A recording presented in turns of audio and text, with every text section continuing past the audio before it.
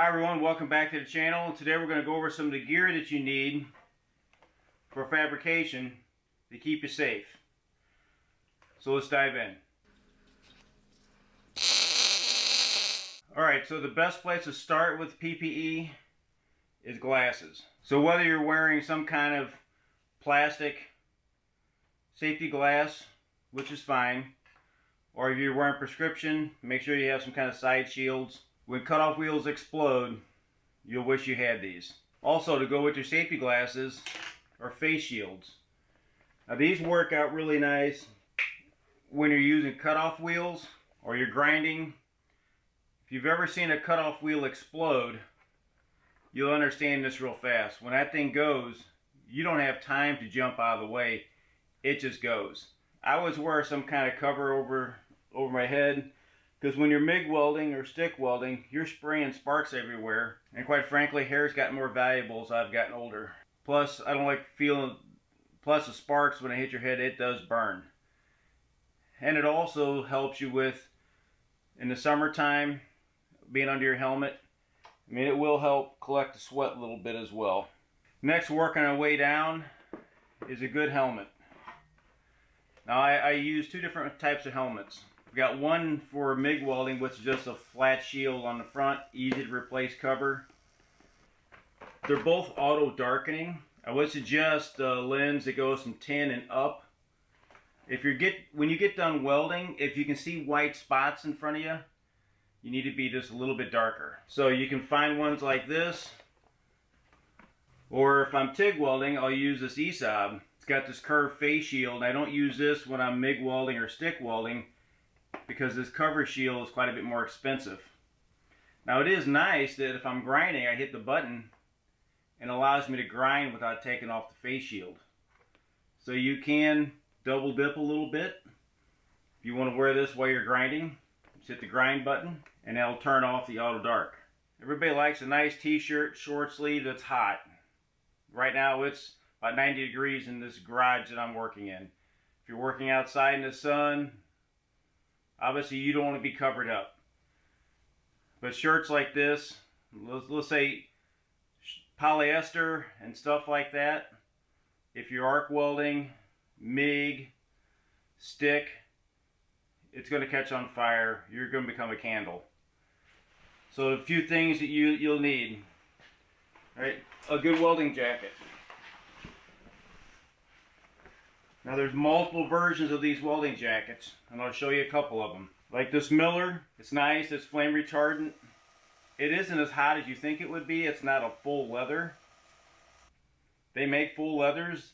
If you're going to be sprayed with sparks non-stop, then that would be a good choice for you. These work great if you're just doing some MIG work, especially if you're doing flux core, where you get a lot of sparks. Stick welding, stuff like this works great for that.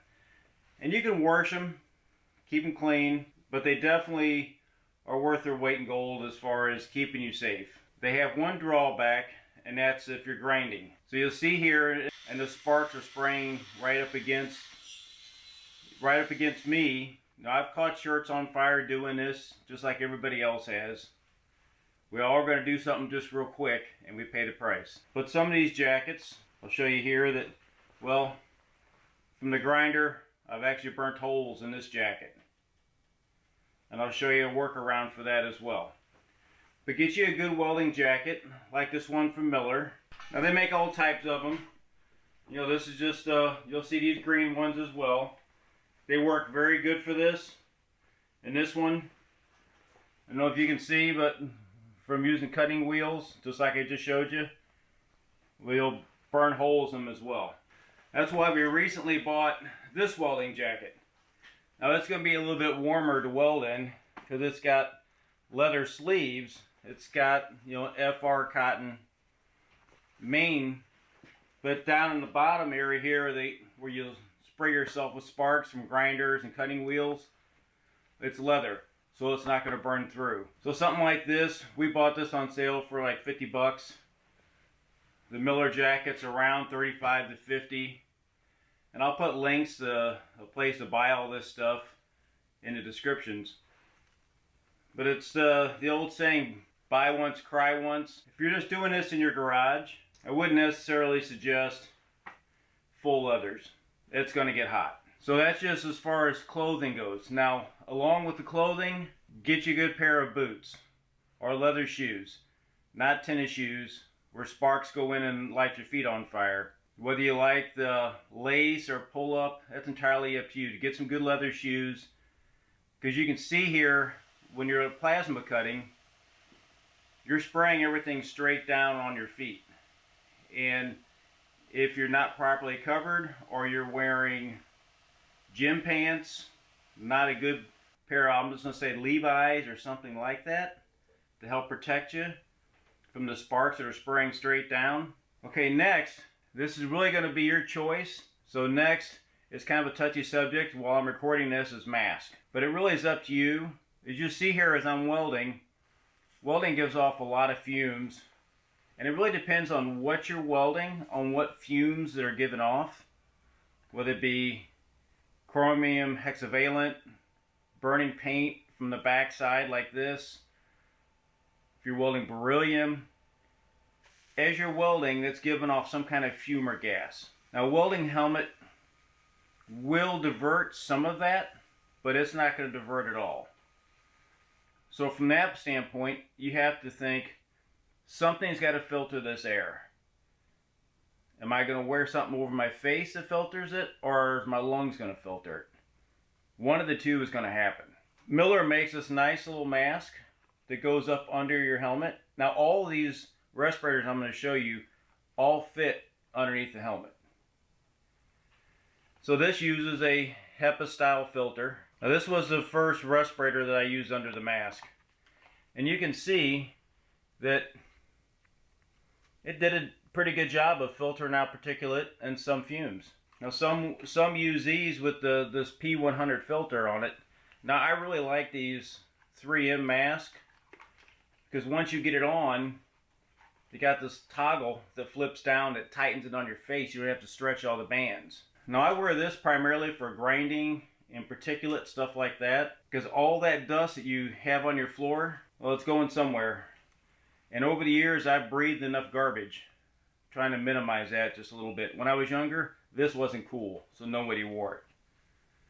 Luckily, as we've gotten older, and hopefully a little wiser, we understand what not wearing something like this causes.